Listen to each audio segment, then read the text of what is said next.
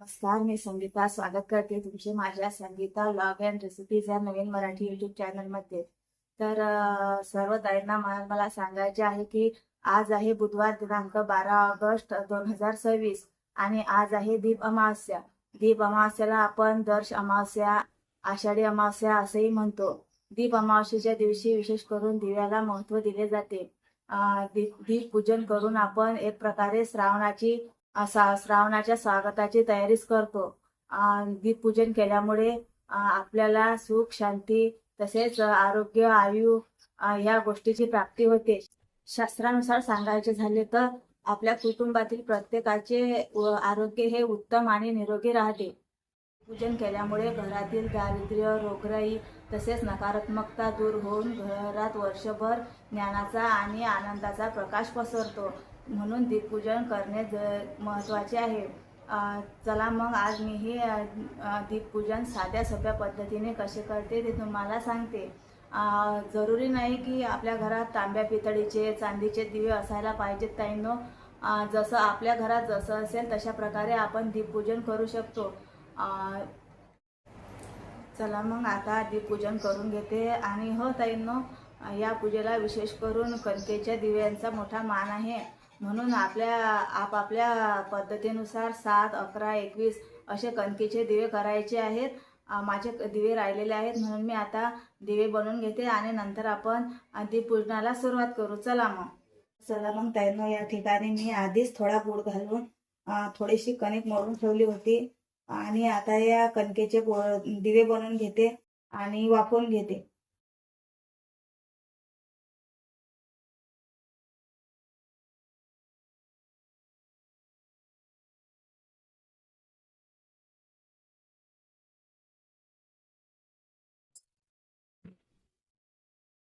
तर अशा प्रकारचे सर्व दिवे मी बनवून घेते.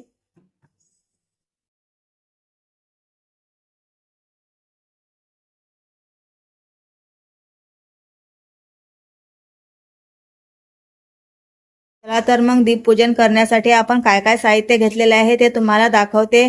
तर दीपपूजन करण्यासाठी आपण येथे सर्वप्रथम एक लाकडाचा पाट घेतलेला आहे, फुलं घेतलेली आहेत, लाल कलरचे आसन घेतलेले आहे, गणपतीचा अभिषेक करण्यासाठी पंचामृत बनवून घेतलेले आहे, पाणी घेतलेलं आहे, गुळ खोबऱ्याचा नैवेद्य घेतलेला आहे, धूपबत्ती घेतलेली आहे.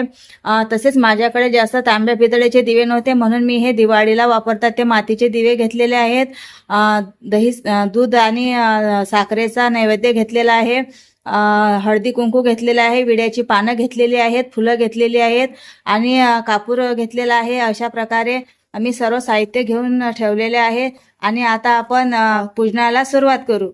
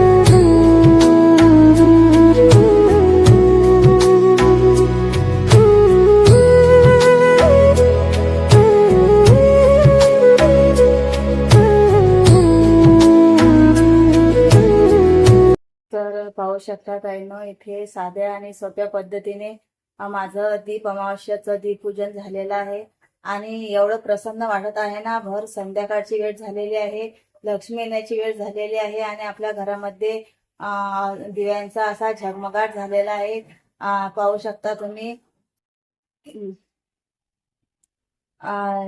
मस्त दिव्यांचा प्रकाश आणि फुलांच्या राशी, त्याच्यामध्ये आपल्या गणपती बाप्पांचं रूप आणखीनच तेजस्वी दिसत आहे आणि मनाला असं समाधान वाटत आहे, असं वाटत आहे इथेच बसून राहावं. पण आपली शेगडीची पूजा अजून राहिलेली आहे. चला आता शेगडीची पूजा करून घेऊ. तर पाहू शकता ताईंनो, तुम्ही आणखी एकदा आपलं देवघर दाखवते मी तुम्हाला.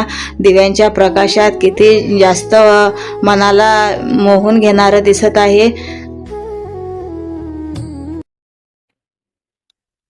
ही बघा, इथे पण शेगडीजवळ छान असं स्वस्तिक काढून घेते ताईंनो, कारण दीप अमावस्येच्या दिवशी आपल्या शेगडीची पूजा करणं ही तितकीच महत्त्वाची आहे.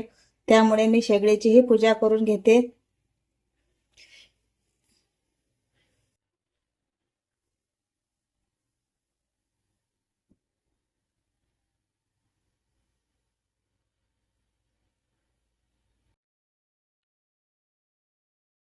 एका साईडनं नाव आहे, त्यामुळे स्वस्तिक हे गॅसच्या एका साईडला काढावं लागतं. त्यानंतर इथे धूप पण लावून देते.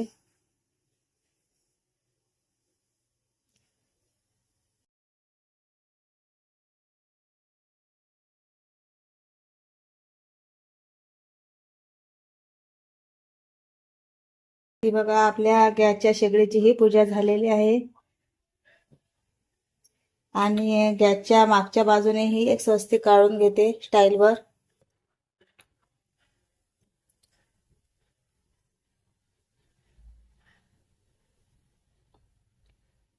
गॅसला चुलीला आपण अन्नपूर्णा मानतो, तसेच आपण आता चूल तर नाही पण शेगडीलाच आपली अन्नपूर्णा मानून आपण शेगडीचीही पूजा करायला पाहिजे.